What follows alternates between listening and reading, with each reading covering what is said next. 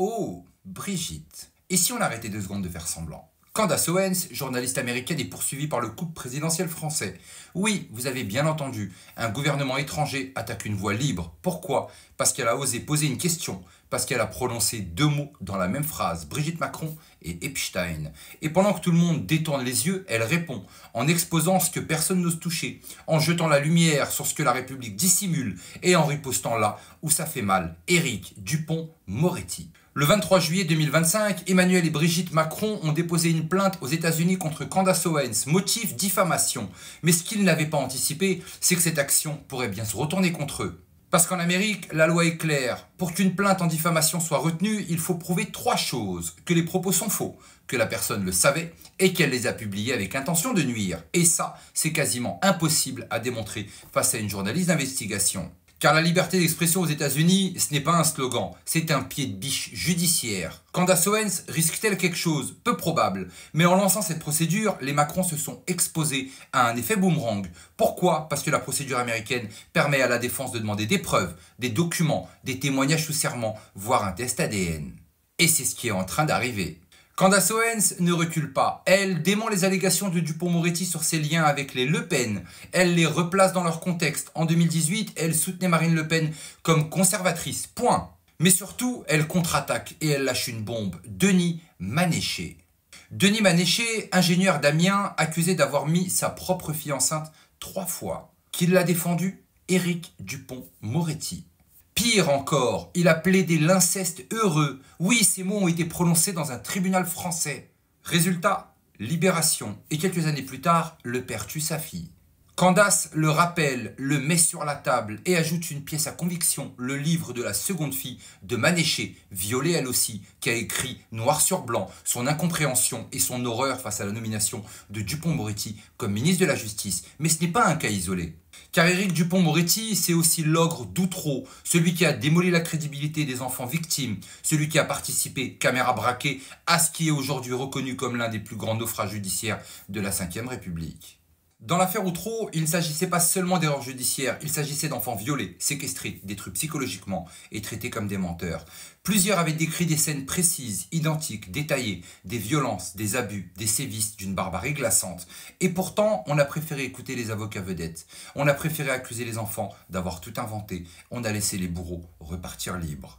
Et ceux qui ont parlé n'ont jamais été indemnisés à la hauteur de leur traumatisme. Aucune réparation, aucune reconnaissance. C'est ça l'héritage Outreau, un clou planté dans la bouche des victimes et un tapis rouge déroulé pour ceux qui ont démoli leurs paroles. Et aujourd'hui, ce même Dupond-Moretti parle d'affaires d'État, simplement parce qu'une Américaine ose poser une question. Il voit une conspiration russe, un complot d'extrême droite, une offense religieuse. Il cite Poussard, Soral, Châtillon, Lousteau, Marion Maréchal, même le pèlerinage de Chartres. Mais ce qu'il ne cite jamais, ce sont les faits, les documents, les incohérences, les silences. Et pendant que ces élites débattent pour sauver leur honneur médiatique, des faits s'accumulent. Des gamins brisés, des coupables relâchés et toujours les mêmes noms dans l'entourage du pouvoir. Dupond-Moretti était ministre pendant la loi Schiappa qui étendait les délais de prescription pour les crimes sexuels. Mais a-t-il poursuivi Brigitte Macron, alors professeur, pour une relation avec un élève de 14 ans? Non. Silence, censure, diffamation, procès. Mais jamais d'enquête. Ce n'est pas un accident, c'est une mécanique bien huilée. La France, malgré ses postures de patrie des droits de l'homme, est l'un des pays où les crimes sexuels sur mineurs sont les moins poursuivis. Combien de prêtres protégés par le secret de la confession? Combien de juges francs-maçons promis malgré des dysfonctionnements? Combien d'affaires classées sans suite? Le secret de Polichinelle, c'est que la pédocriminalité d'élite existe et qu'elle est protégée par l'appareil judiciaire lui-même. De Maznef à Duhamel, de la MNEF à l'affaire Chorale, toujours les mêmes schémas. Silence, protection, disparition des dossiers, suicide de témoins. Et là, les choses deviennent encore plus graves. Selon plusieurs sources, les Macron auraient inclus dans leur plainte une décision de justice frauduleuse, un jugement de la Cour d'appel de Caen du 28 juin 2023 considéré comme un faux, selon des documents reçus par une lettre recommandée en mai 2025. Une plainte a été déposée pour escroquerie en bande organisée au jugement et qui est aux manettes de cette plainte américaine, toujours le même, Dupond-Moretti. Et là, on en revient au fond du sujet. Personne ne veut entendre, personne ne veut savoir. Mais comme le dit Dan Bongino, directeur adjoint du FBI, j'ai vu quelque chose qui m'a changé à jamais. Il n'a pas dit choqué, il n'a pas dit interpellé, il a dit changé. Et quand ceux qui ont vu refusent de parler, c'est ce qu'ils ont vu dépasse l'inimaginable. Candace Owens le sait, elle ne gagnera peut-être pas ce procès, mais elle le mène pour tous ceux que l'on a fait taire. Nous ne pouvons plus de ces pervers qui dirigent le monde, et je te compte parmi eux, dit-elle.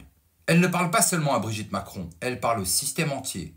À cette république spectacle, à ces fausses élites couvertes par la presse, à ces tribunaux qu'on oublie pourquoi ils existent. La procédure américaine est formelle. Si le couple Macron a menti dans sa plainte, s'il a utilisé de fausses preuves, alors ils encourent jusqu'à 25 ans de prison. Les masques peuvent tomber et ce procès conçu pour faire taire pourrait bien faire parler. Le procès Macron contre Candace Owens, un coup de poker, une tentative de censure ou un aveu de faiblesse. Et peut-être le début de la fin. Car cette fois, ce n'est pas Candace Owens qui sera jugée, mais tout un système, une époque et un mensonge. Préparez-vous, car ce procès pourrait révéler bien plus que ce qu'il voulait dissimuler. Et cette fois, le monde entier regarde. Ce qui unira l'humanité, ce n'est pas les crimes contre le Covid, ce n'est pas le vol des élections ou les complots d'État. Non, ce sont les crimes contre les enfants. Accrochez-vous, car le terrain du lapin est très profond. Mais surtout n'oubliez pas, on n'est clairement pas au bout de nos surprises.